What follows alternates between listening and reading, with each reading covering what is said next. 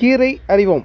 இன்றைக்கி முருங்கைக்கீரை பற்றி சொல்லணும்னு புதுசாக எல்லாருக்கும் தெரியாத ஒரு கீரை கிடையாது. முருங்கைக்கீரை நார்மலாக நம்ம வீடுகளில் வளர்ப்போம், மார்க்கெட்டில் கிடைக்கும். இன்றைக்கி அவ்வளோ சுலபமாக கிடைக்கிறதில்ல. மார்க்கெட்டில் கிடைச்சாலும் விலை அதிகமாக இருக்குது. பட் ரொம்ப சாதாரணமாக அந்த காலத்தில் வீடுகளில் வளர்த்தாங்க. அந்த காலங்கிறது ஒரு 10 வருஷத்துக்கு முன்னாடி கூட இருந்தது. இப்போல்லாம் ரொம்ப குறைஞ்சிருச்சு. ஆனால் இந்த முருங்கைக்கீரை தினசரி சாப்பிடக்கூடிய கீரை வகைகளில் ஒன்றுங்க. முருங்கைக்கீரையில் பார்த்திங்கன்னா ஏகப்பட்ட சத்து இருக்குது.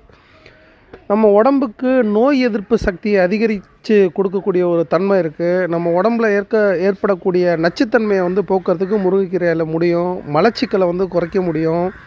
அதே போல் உடம்பு இளைக்கிறதுக்கு, நீரிழிவு நோய்க்கு அப்படின்னு பல வகையில் இந்த முருங்கைக்கீரை பயன்படுது. முருங்கைக்கீரை தினசரி சாப்பிடக்கூடிய கீரை வகைன்னு சொன்னால, அதனால் எந்த ஒரு ரூபத்துலேயும் முருங்கைக்கீரையை நம்ம சமைச்சு சாப்பிட முடியும். அதாவது பொரியலாகவோ, இல்லை தோசை மேலே அப்படியே தூவியோ, இல்லை குழம்பு வச்சோ, முருங்கைக்கீரையில் தொக்கு செய்யலாம். முருங்கைக்கீரையில் பார்த்திங்கன்னா அதை பொடித்து அதை சாதம் செய்யலாம். நிறைய விஷயங்களை முருங்கைக்கீரைக்கு பயன்படுத்தலாம். முருங்கைக்கீரை வச்சு எண்ணெய் கூட காய்ச்சி தலையில் தடவினா பொடுகு போயிடும். அந்த அளவுக்கு முருங்கைக்கீரை.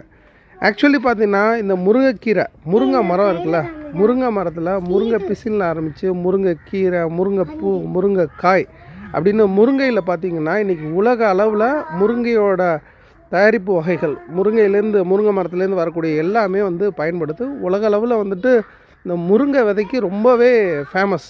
உடம்போடைய பலத்தை அதிகரிக்கக்கூடிய ஒரு குணம் முருங்கை விதைக்கு உண்டு. முருங்கைப்பூ கூட சாப்பிடுவாங்க மருந்து வகையில். அதுவும் நாட்டு மருந்தில் முருங்கைப்பூ ஒரு வகையில் சேர்ப்பாங்க.